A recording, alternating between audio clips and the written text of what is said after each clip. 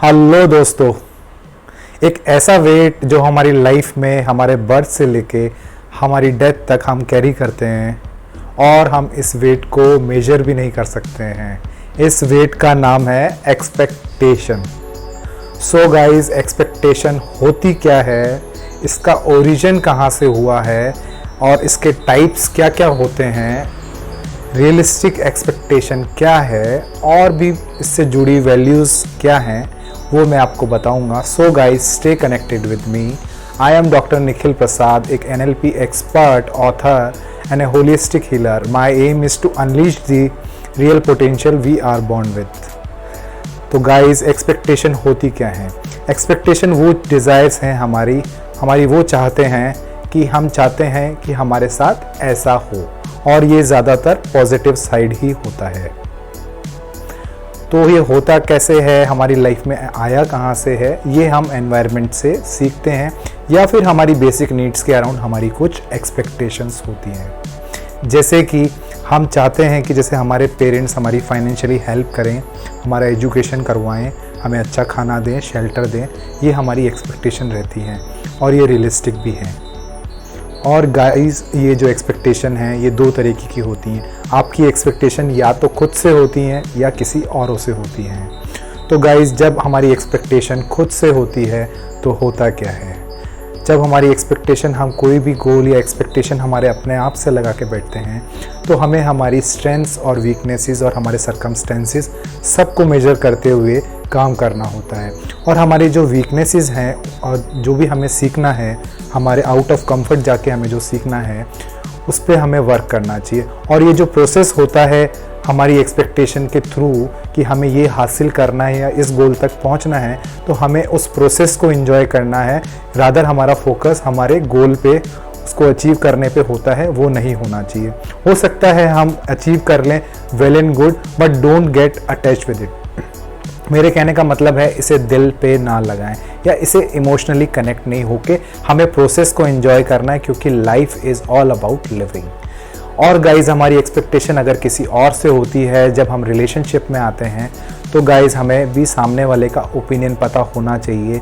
हमें ये भी पता होना चाहिए कि उसकी स्ट्रेंथ्स और वीकनेस क्या हैं, उसकी वैल्यूज़ क्या हैं और वो क्या चाहता है अपनी लाइफ में।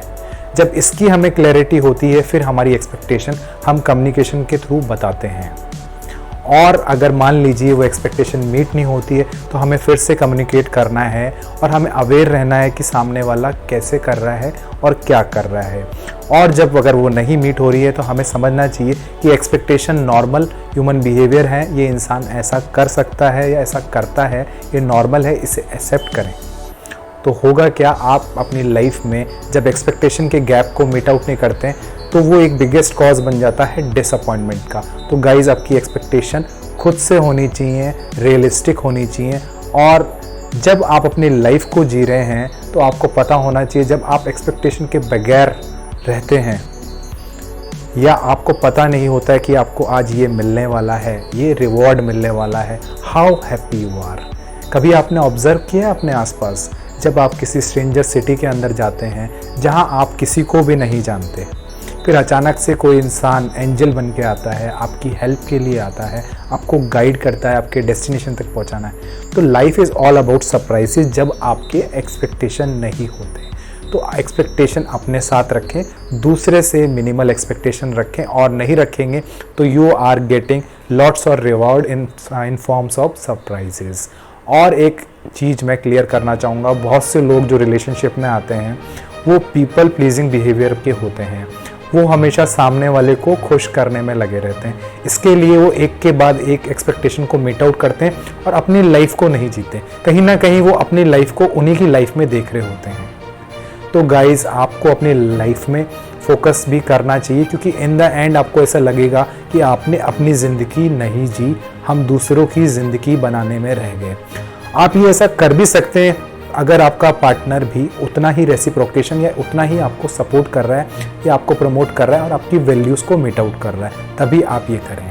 सो गाइज, इसके बारे में और अच्छे से आपको क्लैरिटी आई तो गाइज़ अपनी ब्लेसिंग मुझे देते रहें, और इसे ब्लेसिंग देने के लिए आप इसे लाइक करें। मेरे चैनल को अभी तक सब्सक्राइब नहीं किया तो सब्सक्राइब करें और शेयर करें, क्योंकि लाइफ में जितनी क्लैरिटी रहेगी उतनी ओपननेस आएगी माइंड में और लाइफ बिल्कुल रिलैक्सिंग हो जाएगी, ईजी हो जाएगी, एफर्टलेस हो जाएगी। सो गाइज मैं सबकी लाइफ में वैल्यू एड करने के लिए आया हूँ। Have a great life. Thank you so much.